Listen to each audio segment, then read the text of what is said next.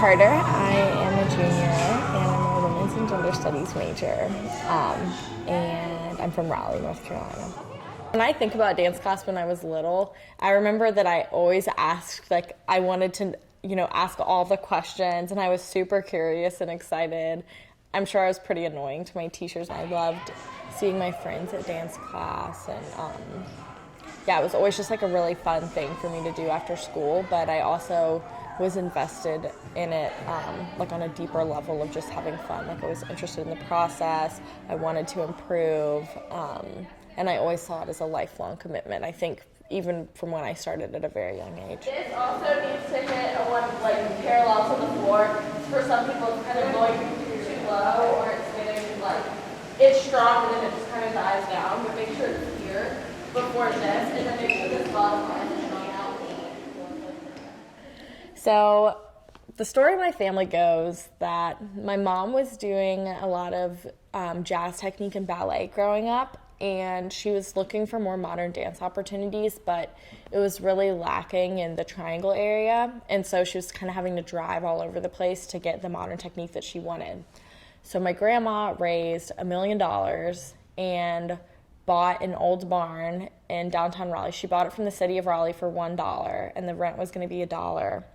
It's pretty amazing. Obviously, the rent has gone up since then, and now they pay a lot of money for it. But at the time, the rent was $1, and she raised $1 million, completely renovated this old barn in downtown Raleigh, turned it into a dance studio, and that became like one of the first studios in Raleigh to offer a modern dance technique. So growing up at my studio, my grandmother passed when I was 2, so I didn't really get to know her, but my mom always taught there. So my studio is called Arts Together, and my sister and my cousin and other girls whose mom worked there, we called ourselves the Arts Together Orphans, because even when we weren't there to take dance class, we were there like following along our moms for meetings or so growing up in a studio like that was more like a home, I think just really influenced who I am, and especially like being able to go through that with my mom, I think has given us a really special relationship that we get to share the same passion. So my mother started dancing when she was in her 30s. She was a singer and a pianist, and she decided that she really enjoyed movement. So when I was born and she decided to put me in dance classes when I was 3, she got some of the other moms in the neighborhood to go take a jazz class for adults. And so she started dancing when I started dancing. And then she studied jazz and got really interested in creative movement for children and went out to Utah, studied with a lady named Virginia Tanner who had a school there. Came back to Raleigh and said, that's what I want to do. I want to teach creative dance for children. And so she had a school called Come Child Dance, and out of that she realized that not every kid's a dancer, but every kid is creative in some way. So her dream was to have drama, visual art, writing, and dance all under one roof, so that if there was a child that didn't have the affinity towards dance, maybe they would be a visual artist, but her bigger goal was to build self-esteem and creativity through the arts. When she was little, I used to always throw her Don't put that in there. Please don't put that there.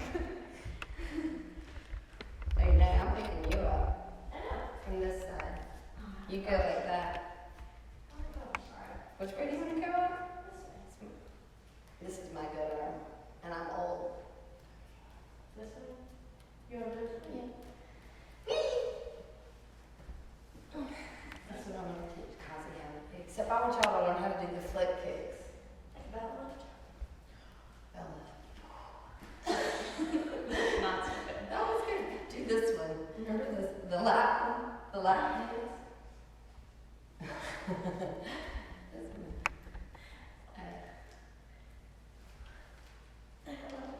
Yeah, that one, but well, that's silly. That makes me heavier. I really believe in the boosting a person through the arts rather than tearing them down. And so my mother gave me that gift, and that's what I've tried to give to Carter, make sure she gets the best training, but with people that care about her as a person, so that she also has self-confidence in her art, and it is not yet another thing that she can be wrong at, because there's a lot of that in the world.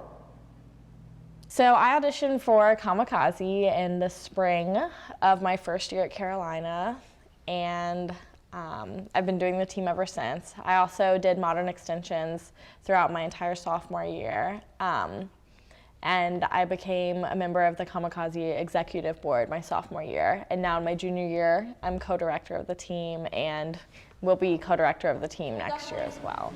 Run each set at least once a day, but the first 2 sets will run. So let's get excited. Thank you all for wearing your costume here. For most of you.